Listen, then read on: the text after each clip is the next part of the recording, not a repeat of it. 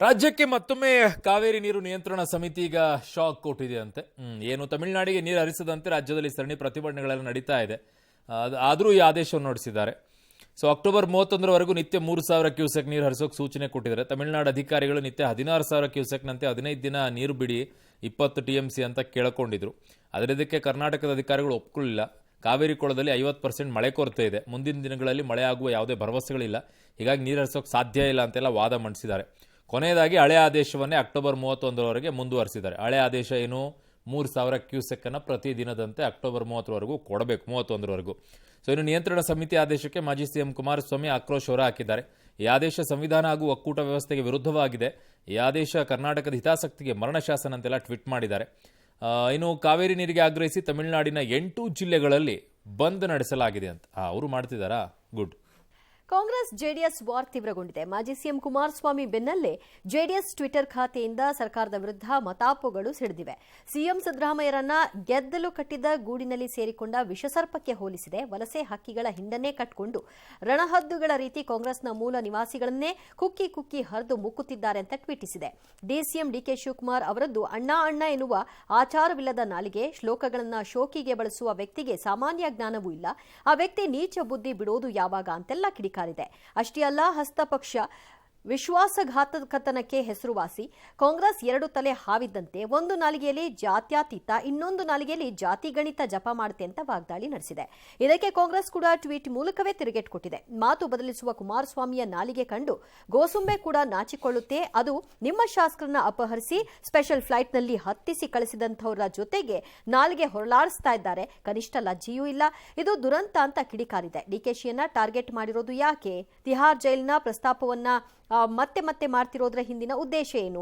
ಭಯವೇ, ಬಿಜೆಪಿಯ ಒತ್ತಡವೇ ಅಂತ ಪ್ರಶ್ನಿಸಿದೆ. ನಡೀಲಿ ಈ ವಾಗ್ಯುದ್ಧಗಳು ಇನ್ನೂ ಚೆನ್ನಾಗಿ ನಡೀಲಿ. ಏನೇನು ಶಬ್ದಗಳ ಪ್ರಯೋಗಗಳ ಬಾಬಾ, ಒಂದು ಬುಕ್ ಆದರೂ ಮಾಡಬೇಕಪ್ಪ ಇವನ್ನೆಲ್ಲ. ಇನ್ನು ಬಿಳಿಗಿ ಕ್ಷೇತ್ರದ ಕಾಂಗ್ರೆಸ್ ಶಾಸಕ GT ಪಾಟೀಲ್ ಅವರ ಪತ್ರ ಪ್ರಕರಣಕ್ಕೆ ಬಿಗ್ ಟ್ವಿಸ್ಟ್ ಸಿಕ್ಕಿದೆ. ಶಾಸಕ GT ಪಾಟೀಲ್ PA ಪ್ರಕಾಶ್ ಬಿಳಿಗಿ ವಿರುದ್ಧ ಬ್ಲ್ಯಾಕ್ ಮೇಲ್ ಆರೋಪ ಈಗ ಕೇಳಿ ಬರ್ತಾ ಇದೆ. ವರ್ಗಾವಣೆಗಾಗಿ ಪ್ರಕಾಶ್ ಬಿಳಿಗಿ ಬ್ಲ್ಯಾಕ್ ಮೇಲ್ ಮಾಡ್ತಾ ಇದ್ದಾರೆ ಎನ್ನುವಂತ ಆರೋಪಿಸಿ ಸಚಿವ ದಿನೇಶ್ ಗುಂಡೂರಾವ್ ಆಪ್ತ ಕಾರ್ಯದರ್ಶಿ ಹಿದಾಯತ್ ವಿಧಾನಸೌಧ ಠಾಣೆಗೆ ದೂರನ್ನ ಕೊಟ್ಟಿದ್ದಾರೆ. ಚಿತ್ರದುರ್ಗದಲ್ಲಿ ಮೈಲಾರ ಲಿಂಗೇಶ್ವರ ಫಾರ್ಮಸಿ ಕಾಲೇಜಿಗೆ ಅನುಮತಿಯನ್ನು ಕೋರಿ ಪತ್ರ ಬರೆದಿದ್ರು. ಜೊತೆಗೆ GT ಪಾಟೀಲ್ ಕ್ಷೇತ್ರದಲ್ಲದ ವರ್ಗಾವಣೆಗಳಿಗೆಲ್ಲ ಶಿಫಾರಸ್ ಮಾಡಿದ್ರು. ಆದರೆ ತಾವು ವರ್ಗಾವಣೆ ಮಾಡಿಸಿಕೊಡದ ಕಾರಣ ನನ್ನ ವಿರುದ್ಧ ಇಲ್ಲಸಲ್ಲದ ಆರೋಪ ಮಾಡ್ತಾ ಇದ್ದಾರೆ ಅಂತ ಶಾಸಕರ ಹೆಸರು ಬಳಸಿಕೊಂಡು ವರ್ಗಾವಣೆ ದಂಧೆಗೆ ಇಳಿದಿದ್ದಾರೆ ಅಂತ ಹಿದಾಯತ್ ಅವರು ದಾಖಲೆ ಸಮೇತ ದೂರನ್ನ ಕೊಟ್ಟಿದ್ದಾರೆ. ಈಗ ಅಲ್ಲದೆ ಕಳೆದ ವಾರ ಹಿದಾಯತ್ ವಿರುದ್ಧ GT ಪಾಟೀಲ್ ಅಸಮಾಧಾನವನ್ನು ವ್ಯಕ್ತಪಡಿಸಿದಂತ ಮಾದರಿಯಲ್ಲಿ ಸ್ಪೀಕರ್ಗೆ ಪತ್ರ ಬರೆಯಲಾಗಿತ್ತು. ಈ ಪತ್ರವನ್ನು ಕೂಡ ಶಾಸಕ PA ಪ್ರಕಾಶ್ ಬರೆದಿರೋದು ಅಂತ ಆರೋಗ್ಯ ಮಂತ್ರಿ ಆಪ್ತ ಕಾರ್ಯದರ್ಶಿ ದೂರಿದ್ದಾರೆ. GT ಪಾಟೀಲ್ PA ವಿರುದ್ಧ ಕ್ರಮಕ್ಕೆ ಆಗ್ರಹಿಸಿದ್ದಾರೆ. ಈಗ ಚೆಂಡು ಪೊಲೀಸರ ಅಂಗಳದಲ್ಲಿದೆ. PAಗಳೇ ಇಷ್ಟೊಂದೆಲ್ಲ ಮಾಡ್ತಾರೆ ಅಂತಂದ್ರೆ ಅಯ್ಯೋ, ನೀವು ಮಂತ್ರಿಗಳು ಮಾಡ್ಲಿಕ್ಕಿಲ್ಲ, PAಗಳು ಅಷ್ಟು ಎಕ್ಸ್ಪರ್ಟ್ಗಳು ಕೆಲವು ವಿಚಾರಗಳಲ್ಲಿ. ಬಟ್ ಈಗ ಸದ್ಯಕ್ಕೆ ಆರೋಪ ಮಾಡಿದ್ದಾರೆ. ಇವರು ವಿಚಾರದಲ್ಲಿ ಏನಾಗುತ್ತೆ ನೋಡೋಣ, ಏನು ಸತ್ಯಾಸತ್ಯತೆಗಳು ಏನು ಅಂತ ಹೇಳಿ. ಗುತ್ತಿಗೆದಾರರ ಸಂಕಷ್ಟ ಕಾಂಗ್ರೆಸ್ ಸರ್ಕಾರದಲ್ಲೂ ಕೂಡ ನೀಗಿಲ್ಲ. 1 ವರ್ಷದ ಹಿಂದೆ ಕಾಮಗಾರಿ ಮಾಡಿದ್ರೂ ಬಿಲ್ ರಿಲೀಸ್ ಮಾಡ್ತಾ ಇಲ್ಲ. ವರ್ಷದಿಂದ ಅಲೆದು ಬೇಸತ್ತು ಗುತ್ತಿಗೆದಾರರೊಬ್ಬರು ಬೆಳಗಾವಿಯ ಲೋಕೋಪಯೋಗಿ ಇಲಾಖೆ ಇಂಜಿನಿಯರ್ ಮುಂದೆಯೇ ವಿಷ ಕುಡಿದು ಆತ್ಮಹತ್ಯೆಗೆ ಯತ್ನಿಸಿದ್ರು. ಕೂಡಲೇ ಆತ್ಮಹತ್ಯೆಗೆ ಯತ್ನಿಸಿದ ಗುತ್ತಿಗೆದಾರ ನಾಗಪ್ಪ ಅವರನ್ನು ಆಸ್ಪತ್ರೆಗೆ ದಾಖಲು ಮಾಡಲಾಯಿತು. ಚಿಕಿತ್ಸೆ ಮುಂದುವರೆದಿದೆ. 2022ರಲ್ಲಿ ನಾಗಪ್ಪ ಬಂಗೇರಿ ಹಲಗಾ ಗ್ರಾಮದಿಂದ ತಿಗಡಿ ಗ್ರಾಮದವರೆಗೆ ನಿರ್ಮಿಸಿದಂತಹ ರಸ್ತೆ ನಿರ್ವಹಣೆಗೆ ವರ್ಕ್ ಆರ್ಡರ್ ಪಡೆದಿದ್ರು. 6.5 ಲಕ್ಷ ವೆಚ್ಚದಲ್ಲಿ ರಸ್ತೆ ನಿರ್ವಹಣೆ ಮಾಡಿದ್ರು. ಆದರೆ ಅಧಿಕಾರಿಗಳು ಮಾತ್ರ ಬಿಲ್ ಅನ್ನ ರಿಲೀಸ್ ಮಾಡದೆ ಸತಾಯಿಸ್ತಿದ್ರು. ಹೀಗಾಗಿ ಕುಟುಂಬ ಸಮೇತ ಇಂದು ನಾಗಪ್ಪ ಲೋಕೋಪಯೋಗಿ ಕಚೇರಿಗೆ ಬಂದಿದ್ರು.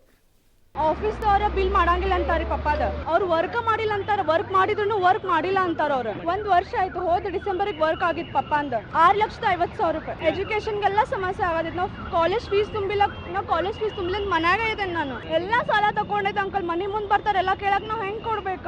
10 ಬಡ್ಡಿ 20 ಬಡ್ಡಿ ಹೆಂಗ್? ಅವ್ರಿಗೆ ವರ್ಕ್ ಮಾಡ್ಬೇಕಿಲ್ಲ. ಕಂಪ್ಲೀಟ್ ಮಾಡಿದ್ಮೇಲೆ ಅವ್ರು ಬಿಲ್ ಮಾಡ್ಬೇಕು. ಮಾಡೇ ಇಲ್ಲ ಬಿಲ್ ಅವರು.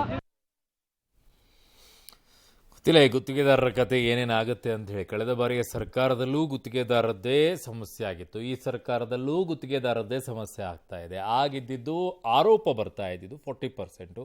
ಈಗ ಕೇಳಿ ಬರ್ತಾ ಇರುವಂಥದ್ದು ದುಡ್ಡು ಬಿಡುಗಡೆ ಆಗ್ತಾ ಇಲ್ಲ ಅಂತ ಹೇಳಿ. ಹ್ಯಾಂಡಲ್ ಹೇಗೆ ಮಾಡ್ತೀರಾ? ಮೈಸೂರು ದಸರಾದ ತಯಾರಿಗಳು ಚುರುಕು ಪಡ್ಕೊಂಡಿದೆ. ದಸರಾ ಉದ್ಘಾಟಕರಾದ ನಾದಬ್ರಹ್ಮ ಹಂಸಲೇಖಗೆ ಇಂದು ರಾಜ್ಯ ಸರ್ಕಾರ ಅಧಿಕೃತ ಆಹ್ವಾನವನ್ನು ಕೊಟ್ಟಿದೆ. ಮೈಸೂರು ಡಿಸಿ ಮತ್ತು ಪೊಲೀಸ್ ಆಯುಕ್ತರು ಹಂಸಲೇಖ ನಿವಾಸಕ್ಕೆ ಧಾವಿಸಿ ಮೈಸೂರು ಪೇಟ ತೊಡಿಸಿ ದಸರಾ ಉದ್ಘಾಟನೆಗೆ ಆಹ್ವಾನ ನೀಡಿದರು. ಅತ್ತ ಮೈಸೂರಿನಲ್ಲಿ ಗಜಪಡೆಗೆ ಸಿಡಿಮದ್ದಿನ ತಾಲೀಮು ನಡೆಸಲಾಯಿತು. ದಸರಾ ಕ್ರೀಡಾಕೂಟಕ್ಕೆ ಡಿಸಿಎಂ ಚಾಲನೆ ಕೊಟ್ಟರು.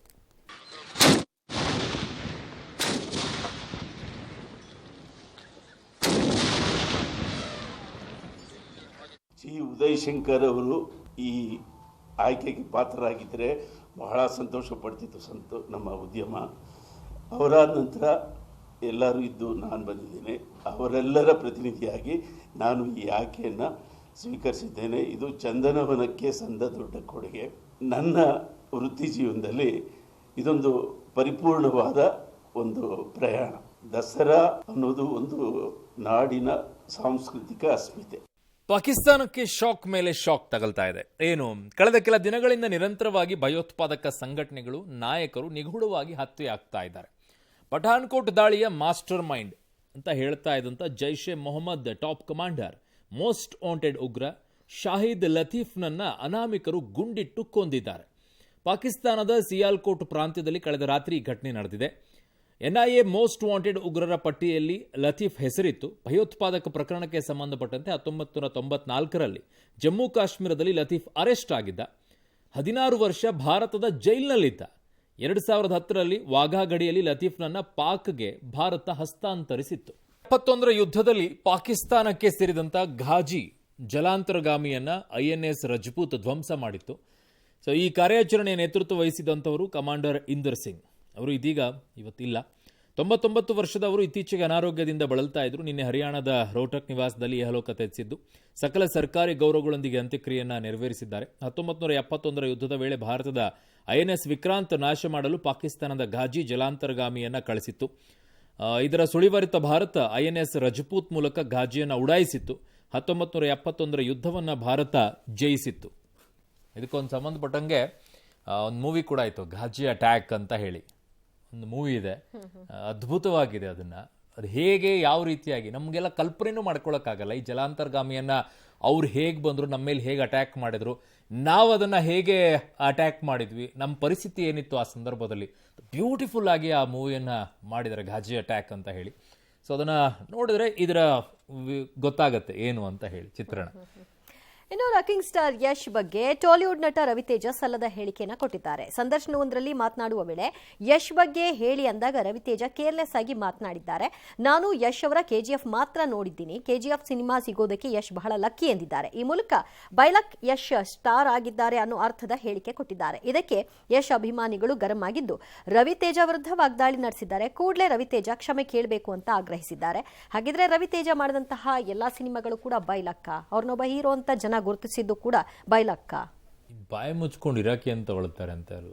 ಇವರೆಲ್ಲ ಬೈಲಕ್ಕಲ್ಲಿ, ನಮ್ಮಲ್ಲಿ ನೋಡಿದ್ರೆ ಇವ್ರನ್ನೆಲ್ಲ ಕಾಮಿಡಿ ಪೀಸ್ ತರ ನೋಡ್ತಾರೆ. ಇವ್ರ ಮೂವಿಗಳನ್ನೆಲ್ಲ ಕಾಮಿಡಿ ಪೀಸ್, ಇವ್ರು ಮಾಡುವಂಥ ಶೋಗಳ ಸ್ಟಂಟ್ಗಳನ್ನೆಲ್ಲ ನೋಡಿದ್ರೆ ಅಯ್ಯೋ ಜೋಕ್ ಥರ ಇರುತ್ತೆ. ಅವು ಒಂಥರ ಕಾಮಿಡಿ ಪೀಸ್ಗಳು. ನಿಮ್ಮನ್ನೇ ಕಾಮಿಡಿ ಪೀಸ್ ಥರ ನೋಡ್ಬೇಕು. ಇನ್ನು ನಮ್ಮಲ್ಲಿರುವಂಥ ನಟರ ಬಗ್ಗೆ ಮಾತನಾಡ್ತೀರಾ? ಅಯ್ಯೋ ಚೆನ್ನಾಗಿ ಮಾಡಿ ಮೊದಲು ಮೂವಿಗಳನ್ನು. ಅಷ್ಟು ಸ್ಟಂಟ್ ಮಾಡ್ಕೊಂಡು ದಿಮಾಗ್ ತೋರಿಸ್ಕೊಂಡು ಮಾಡೋದಲ್ಲ. ಜೋಕ್ ಥರ ಇರುತ್ತೆ, ಕಾಮಿಡಿ ಥರ ಇರುತ್ತೆ ನಿಮ್ಮ ಆ್ಯಕ್ಷನ್ಗಳೆಲ್ಲ.